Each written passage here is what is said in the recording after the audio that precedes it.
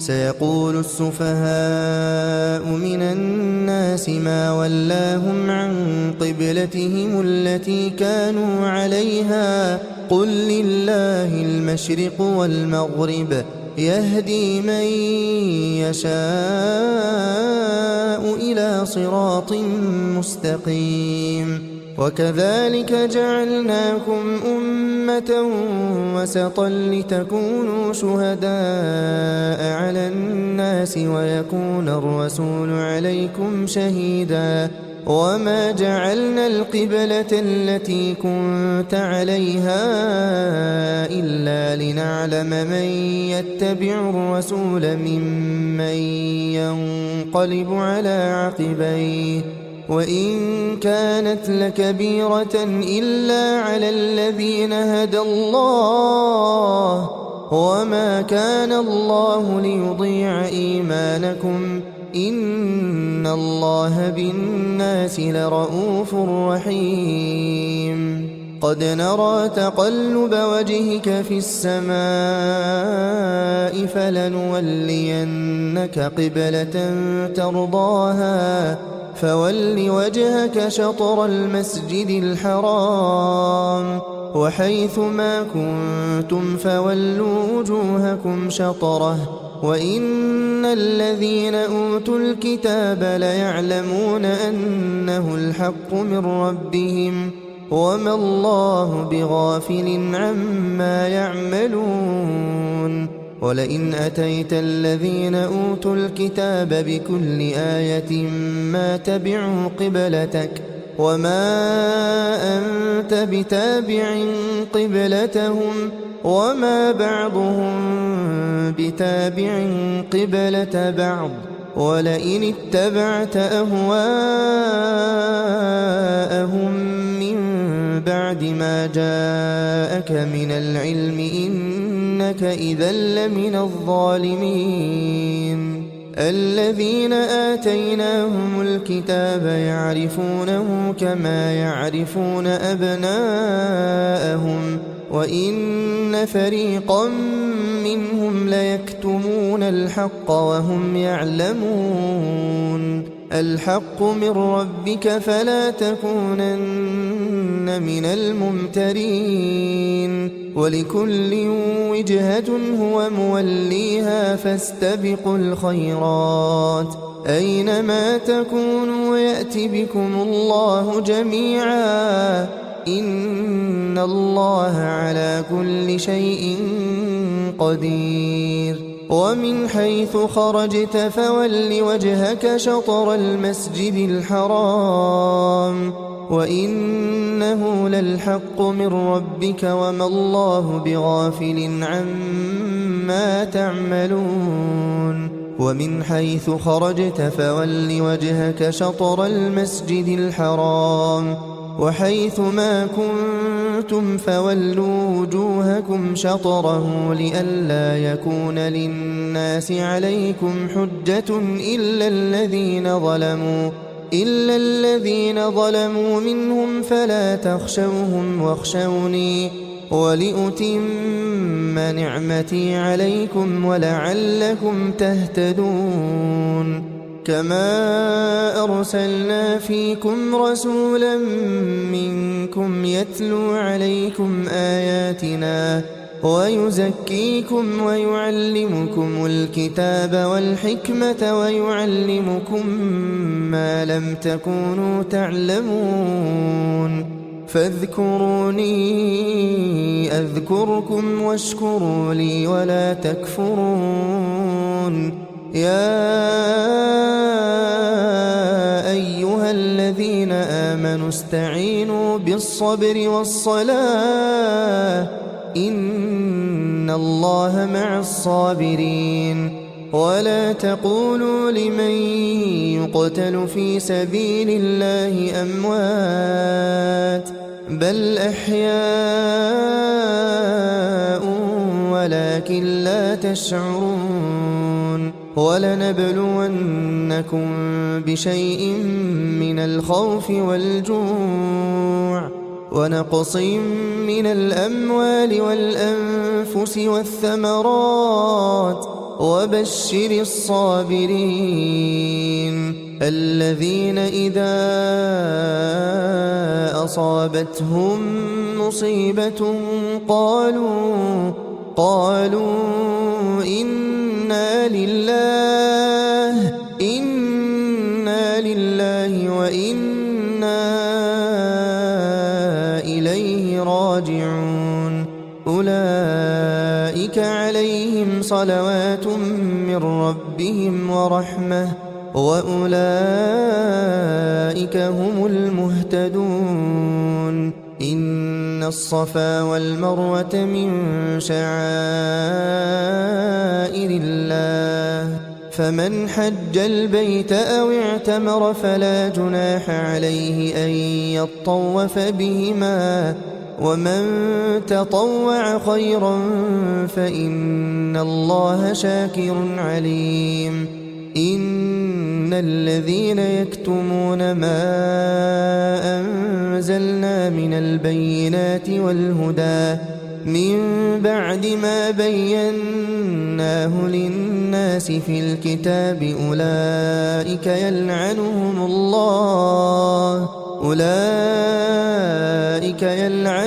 الله ويلعنهم اللاعنون إلا الذين تابوا وأصلحوا وبينوا فأولئك أتوب عليهم وأنا التواب الرحيم إن الذين كفروا وماتوا وهم كفار أولئك عليهم لعنة الله والملائكة والناس أجمعين خالدين فيها لا يخفف عنهم العذاب ولا هم ينظرون وإلهكم إله واحد لا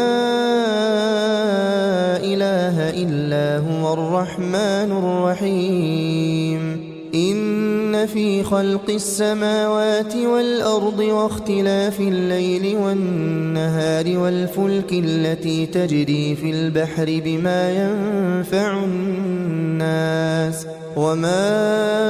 أنزل الله من السماء من ماء فأحيا به الأرض بعد موتها وبث فيها من كل دابة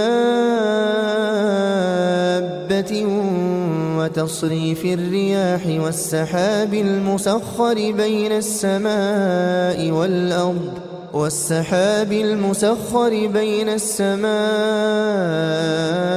والأرض لآيات لقوم يعقلون ومن الناس من يتخذ من دون الله أندادا يحبونهم كحب الله والذين آمنوا أشد حبا لله ولو يرى الذين ظلموا إذ يرون العذاب أن القوة لله جميعا وأن الله شديد العذاب إذ تبرأ الذين اتبعوا من الذين اتبعوا ورأوا العذاب وتقطعت بهم الأسباب وقال الذين اتبعوا لو أن لنا كرة فنتبرأ منهم كما تبرأوا منا كذلك يريهم الله أعمالهم حسرات عليهم وما هم بخارجين من النار يا أيها الناس كلوا مما في الأرض حلالا طيبا ولا تتبعوا خطوات الشيطان إنه لكم عدو مبين إنما يأمركم بالسوء والفحشاء وأن تقولوا على الله ما لا تعلمون وإذا قيل لهم اتبعوا ما أنزل الله قالوا بل نتبع ما ألفينا عليه آباءنا أولو كان آباؤهم لا يعقلون شيئا ولا يهتدون ومثل الذين كفروا كمثل الذي ينعق بما لا يسمع إلا دعاء ونداء صم بكم عمي فهم لا يعقلون يا أيها الذين آمنوا كلوا من طيبات ما رزقناكم واشكروا لله إن كنتم إياه تعبدون إنما حرم عليكم الميتة والدم ولحم الخنزير وما أهل به لغير الله فمن اضطر غير باغ ولا عاد فلا إثم عليه إن الله غفور رحيم إن الذين يكتمون ما أنزل الله من الكتاب ويشترون به ثمنا قليلا أولئك ما يأكلون في بطونهم إلا النار ولا يكلمهم الله يوم القيامة ولا يزكيهم ولهم عذاب أليم أولئك الذين اشتروا الضلالة بالهدى والعذاب بالمغفرة فما أصبرهم على النار ذلك بأن الله نزل الكتاب بالحق وإن الذين اختلفوا في الكتاب لفي شقاق بعيد ليس البر أن تولوا وجوهكم قبل المشرق والمغرب ولكن البر من آمن بالله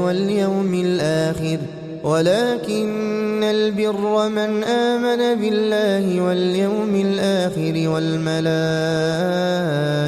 والكتاب والنبيين وآتى المال على حبه ذوي القربى واليتامى والمساكين وابن السبيل والسائلين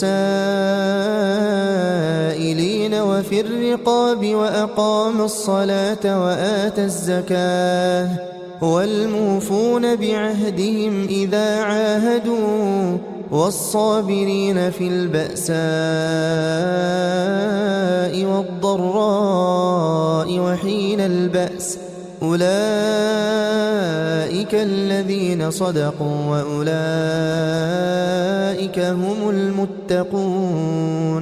يا أيها الذين آمنوا كتب عليكم القصاص في القتلى الحر بالحر والعبد بالعبد والأنثى بالأنثى فمن عفي له من أخيه شيء فاتباع بالمعروف وأداء إليه بإحسان ذلك تخفيف من ربكم ورحمة فمن اعتدى بعد ذلك فله عذاب أليم ولكم في القصاص حياة يا أولي الألباب لعلكم تتقون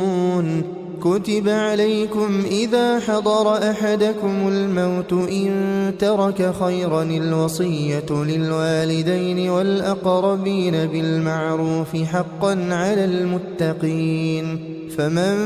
بدله بعدما سمعه فإنما إثمه على الذين يبدلونه إن الله سميع عليم فمن خاف من موص جنفا أو إثما فأصلح بينهم فلا إثم عليه إن الله غفور رحيم يا أيها الذين آمنوا كتب عليكم الصيام كما كتب على الذين من قبلكم لعلكم تتقون أياما معدودات فمن كان منكم مريضا أو على سفر فعدة من أيام أخر وعلى الذين يطيقونه فدية طعام مسكين فمن تطوع خيرا فهو خير له وأن تصوموا خير لكم إن كنتم تعلمون شهر رمضان الذي أنزل فيه القرآن هدى للناس وبينات من الهدى والفرقان فمن شهد منكم الشهر فليصمه ومن كان مريضا أو على سفر فعدة من أيام أخر يريد الله بكم اليسر ولا يريد بكم العسر ولتكملوا العدة ولتكبروا الله على ما هداكم ولعلكم تشكرون وإذا سألك عبادي عني فإني قريب أجيب دعوة الداع إذا دعان فليستجيبوا لي وليؤمنوا بي لعلهم يرشدون أحل لكم ليلة الصيام الرفث إلى نسائكم هن لباس لكم وأنتم لباس لهن علم الله أنكم كنتم تختانون أنفسكم فتاب عليكم وعفى عنكم فالآن باشروهن وابتغوا ما كتب الله لكم وكلوا واشربوا حتى يتبين لكم الخيط الأبيض من الخيط الأسود من الفجر ثم أتموا الصيام إلى الليل ولا تباشروهن وأنتم عاكفون في المساجد تلك حدود الله فلا تقربوها كذلك يبين الله آياته للناس لعلهم يتقون ولا تأكلوا أموالكم بينكم بالباطل وتدلوا بها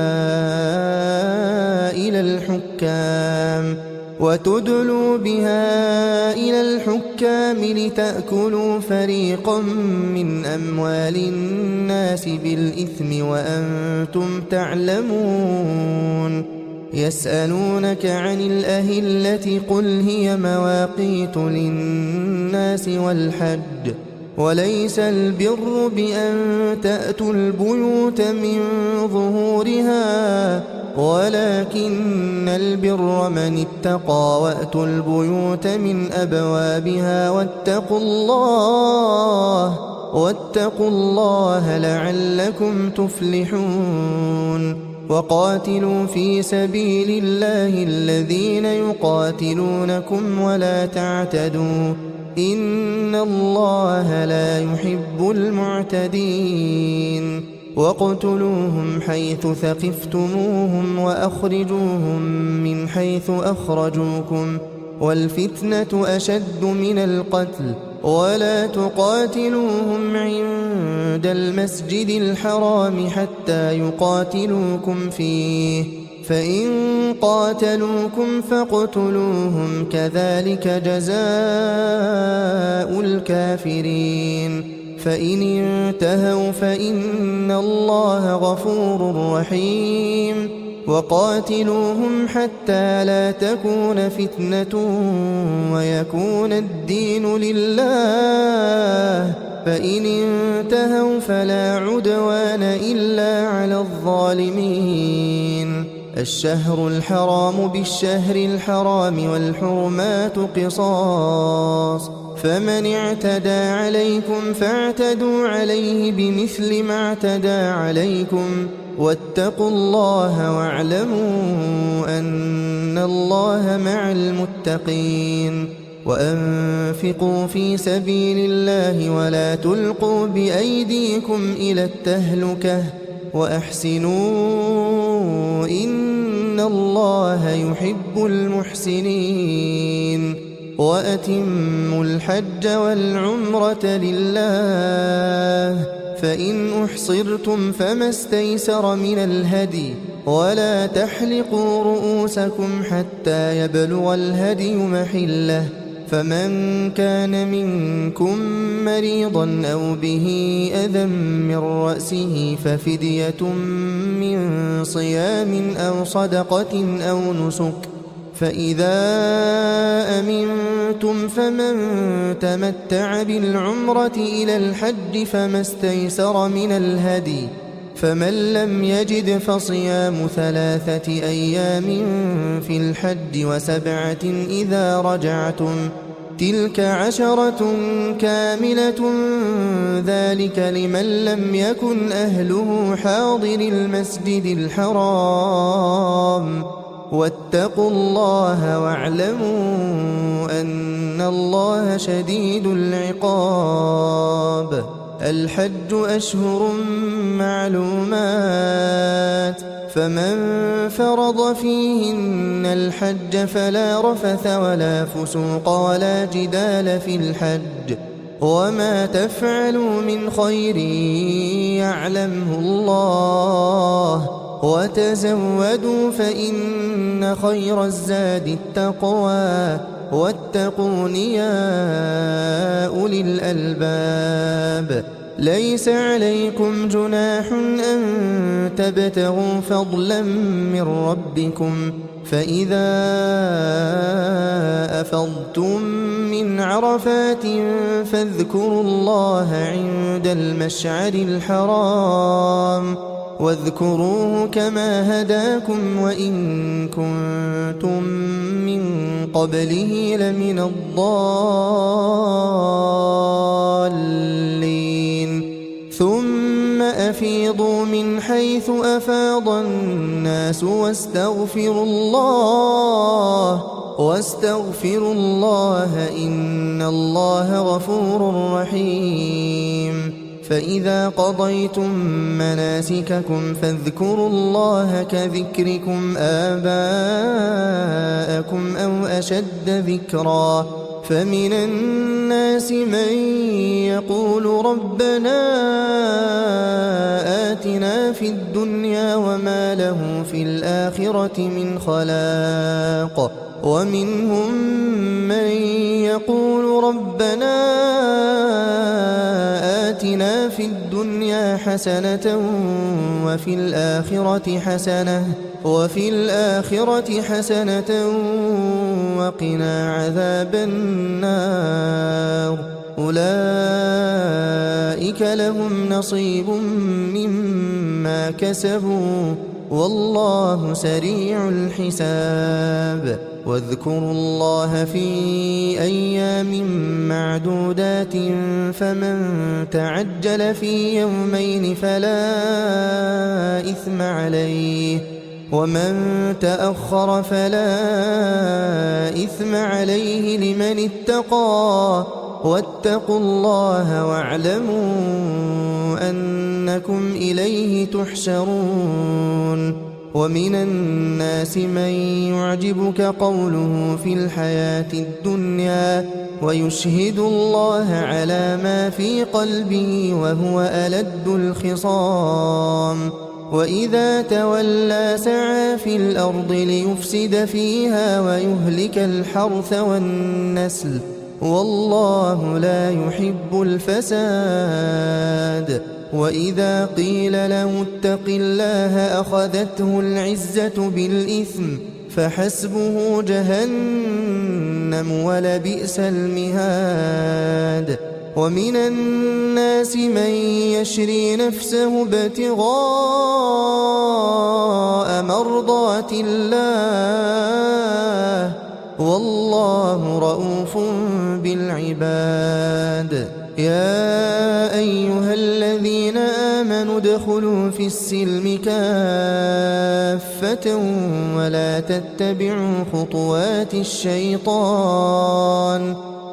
تتبعوا خطوات الشيطان إنه لكم عدو مبين فإن زللتم من بعد ما جاءتكم البينات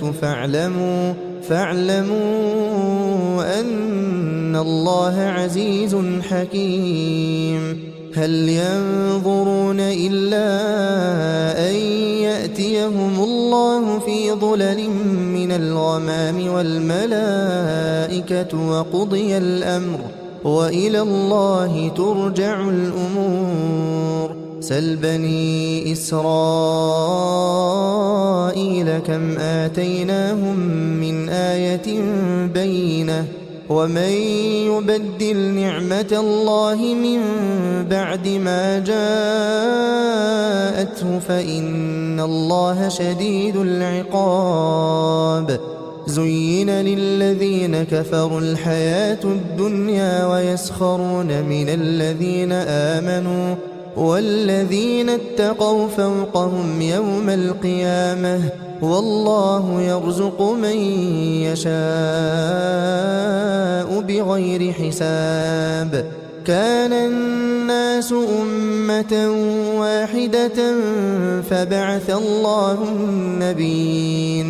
فبعث الله النبيين مبشرين ومنذرين وأنزل معهم الكتاب بالحق ليحكم بين الناس فيما اختلفوا فيه وما اختلف فيه إلا الذين أوتوه من بعد ما جاءتهم البينات بغيا بينهم فهدى الله الذين آمنوا لما اختلفوا فيه من الحق بإذنه والله يهدي من يشاء إلى صراط مستقيم أم حسبتم أن تدخلوا الجنة ولما يأتكم مثل الذين خلوا من قبلكم مستهم البأساء والضراء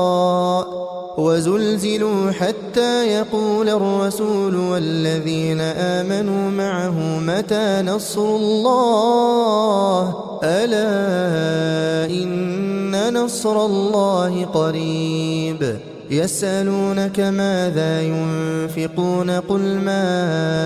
أنفقتم من خير فللوالدين والأقربين واليتامى والمساكين وابن السبيل وما تفعلوا من خير فإن الله به عليم كتب عليكم القتال وهو كره لكم وعسى أن تكرهوا شيئا وهو خير لكم وعسى أن تحبوا شيئا وهو شر لكم والله يعلم وأنتم لا تعلمون يسألونك عن الشهر الحرام قتال فيه قل قتال فيه كبير وصد عن سبيل الله وكفر به والمسجد الحرام وإخراج أهله منه أكبر عند الله والفتنة أكبر من القتل ولا يزالون يقاتلونكم حتى يردوكم عن دينكم إن استطاعوا ومن يرتدد منكم عن دينه فيمت وهو كافر فأولئك حبطت أعمالهم في الدنيا والآخرة وأولئك أصحاب النار هم فيها خالدون إن الذين آمنوا والذين هاجروا وجاهدوا في سبيل الله أولئك يرجون رحمة الله والله غفور رحيم. يسألونك عن الخمر والميسر قل فيهما إثم كبير ومنافع للناس وإثمهما أكبر من نفعهما ويسألونك ماذا ينفقون قل العفو كذلك يبين الله لكم الآيات لعلكم تتفكرون في الدنيا والآخرة. ويسألونك عن اليتامى قل إصلاح لهم خير وإن تخالطوهم فإخوانكم والله يعلم المفسد من المصلح ولو شاء الله لأعنتكم إن الله عزيز حكيم. ولا تنكحوا المشركات حتى يؤمن ولأمة مؤمنة خير من مشركة ولو أعجبتكم ولا تنكحوا المشركين حتى يؤمنوا ولعبد مؤمن خير من مشرك ولو أعجبكم أولئك يدعون إلى النار والله يدعو إلى الجنة والمغفرة بإذنه ويبين آياته للناس لعلهم يتذكرون. ويسألونك عن المحيض قل هو أذى فاعتزلوا النساء في المحيض ولا تقربوهن حتى يطهرن فإذا تطهرن فأتوهن من حيث أمركم الله إن الله يحب التوابين ويحب المتطهرين. نساؤكم حرث لكم فأتوا حرثكم أنى شئتم وقدموا لأنفسكم واتقوا الله واعلموا أنكم ملاقوه وبشر المؤمنين. ولا تجعلوا الله عرضة لأيمانكم أن تبروا وتتقوا وتصلحوا بين الناس والله سميع عليم. لا يؤاخذكم الله باللغو في أيمانكم ولكن يؤاخذكم بما كسبت قلوبكم والله غفور حليم. للذين يؤلون من نسائهم تربص 4 أشهر فإن فاءوا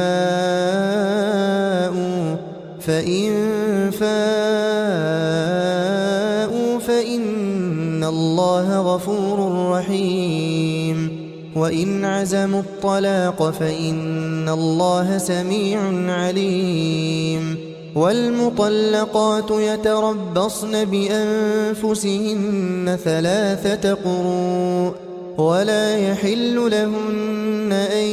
يكتمن ما خلق الله في أرحامهن إن كن يؤمن بالله واليوم الآخر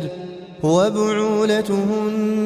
أحق بردهن في ذلك إن أرادوا إصلاحا ولهن مثل الذي عليهن بالمعروف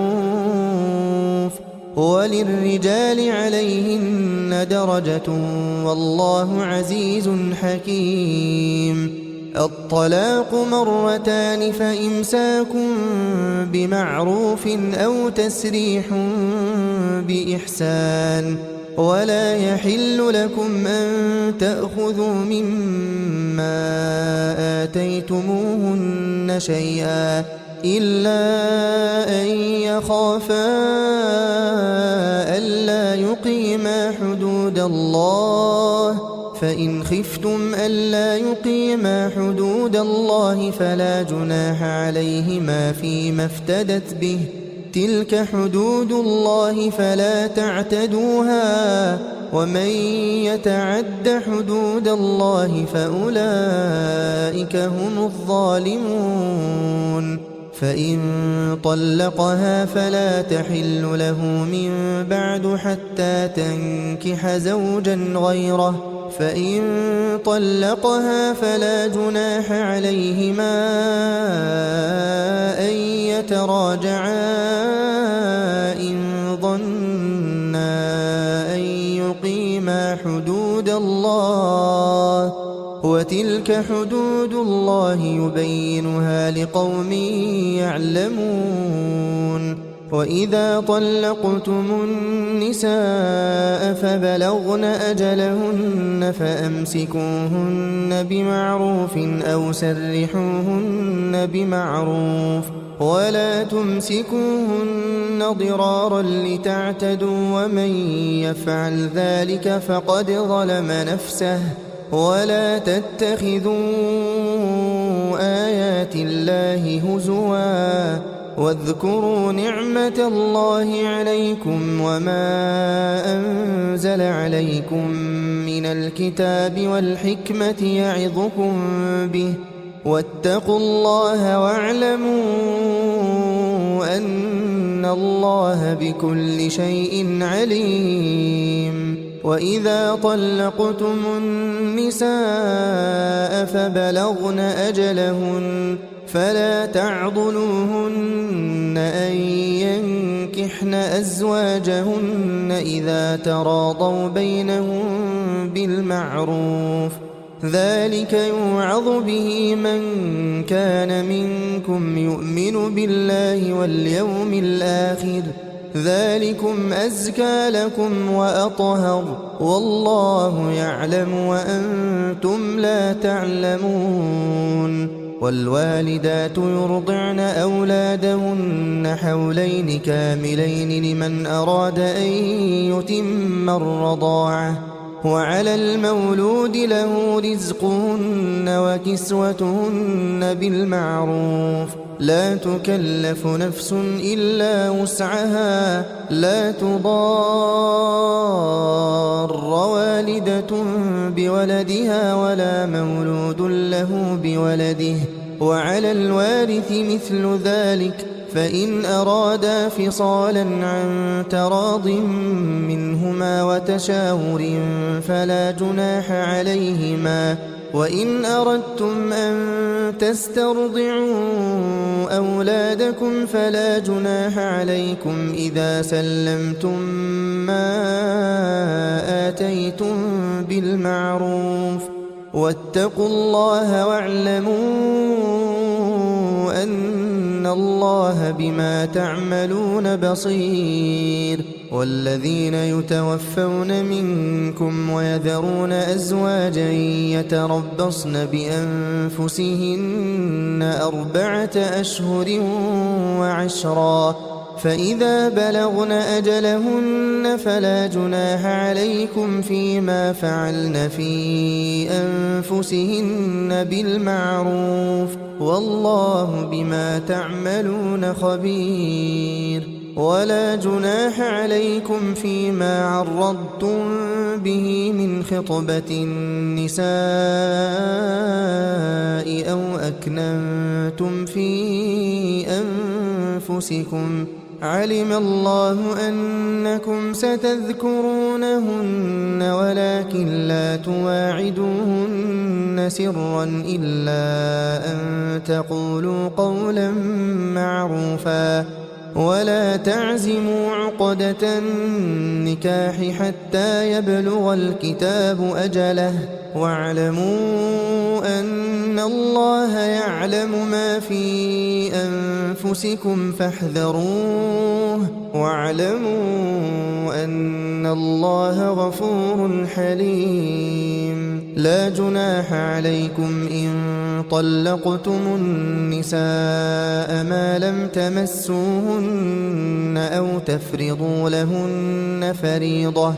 ومتعوهن على الموسع قدره وعلى المقتر قدره متاعا بالمعروف حقا على المحسنين. وإن طلقتموهن من قبل أن تمسوهن وقد فرضتم لهن فريضة فنصف ما فرضتم إلا أن يعفون أو يعفو الذي بيده عقدة النكاح وأن تعفوا أقرب للتقوى ولا تنسوا الفضل بينكم إن الله بما تعملون بصير. حافظوا على الصلوات والصلاة الوسطى وقوموا لله قانتين. فإن خفتم فرجالا أو ركبانا فإذا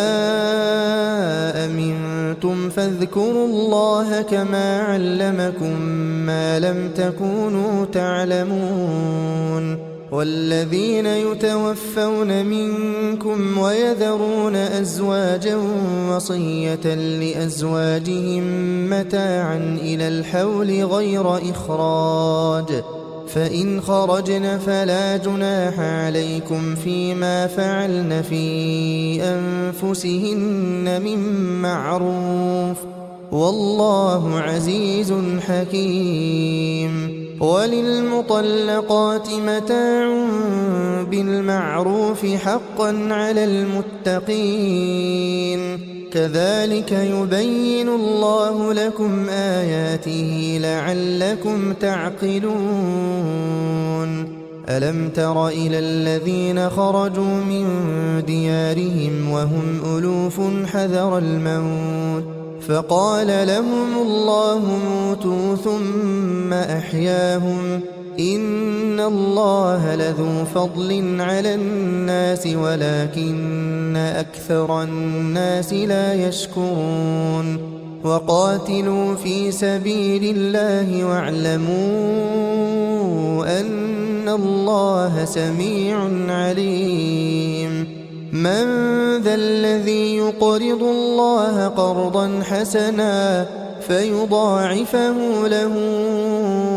أضعافا كثيرة والله يقبض ويبسط وإليه ترجعون. ألم تر إلى الملأ من بني إسرائيل من بعد موسى إذ